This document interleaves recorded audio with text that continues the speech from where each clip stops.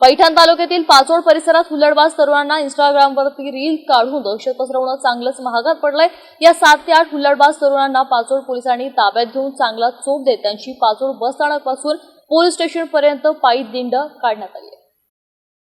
इंस्टाग्रामवर तरुणाकडून हातात धारदार शस्त्र घेऊन सोशल मीडियावरती रील्स काढण्यात आली होती। यानंतर हे प्रकरण पाचोड पोलीस ठाण्याच्या सहाय्यक पोलीस निरीक्षक शरदचंद्र रोडगे यांच्यापर्यंत गेल्याने यासंबंधी छत्रपती संभाजीनगर ग्रामीण पोलीस अधीक्षक विनय कुमार राठोड, अपर पोलीस अधीक्षक सुनील लांजेवार, पैठण उपविभागीय पोलीस अधिकारी सिद्धेश्वर भोरे यांना तात्काळ माहिती देऊन वरिष्ठांच्या मार्गदर्शनाखाली सहाय्यक पोलीस निरीक्षक शरदचंद्र रोडगे, PSI गोविंद राऊत यांनी तात्काळ इंस्टाग्रामवरती या तरुणाचे रील पाहून या तरुणांना ताब्यात घेतला आहे। या रील मध्ये काही तरुण कमरेला एअर गन, हातात शॉकअप पाईप, धारदार शस्त्र घेऊन गुप्ती आदी शस्त्रासह कॉलर उडवत इंस्टाग्रामवरती रील व्हायरल करत छोटी मोठी गुन्हेगारी करत दहशत माजवत होते। मंगळवारी पोलिसांनी या सर्व हुल्लडबाज तरुणांना ताब्यात घेत त्यांच्यावरती कारवाई करून त्यांना चांगला चोप दिला। यात विनोद भीमराव राजकर, कृष्णा भीमराव राजकर, विजय राऊत, विशाल शेळके, आदित्य वाघ, नचिकेत पालवे, अंबादास वाघ, करण अर्जुन शेळके असे रील स्टारचे नाव आहे। तसेच या तरुणांची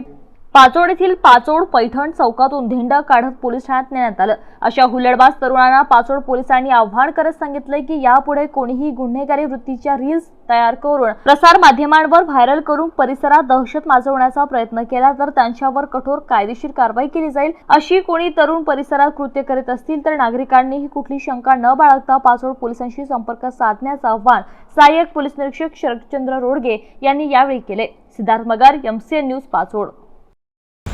काल न्यूजमध्ये दाखवत होते पाचोड पोलीस स्टेशनच्या हद्दीमधील पाचोड खुर्द बुद्रुक या गावातील काही जी मुलं आहेत ते ह्या एअरगनचा वापर करून गावामध्ये दहशत निर्माण करतात। तर त्याप्रमाणे आम्ही या सगळ्या मुलांना केली, त्यांच्याकडनं ही एअरगन हस्तगत केलेली आहे। मी पाचोड हद्दीतील सर्व ग्रामस्थांना सूचित करण्यात कळवतो की कोणीही घाबरू नये।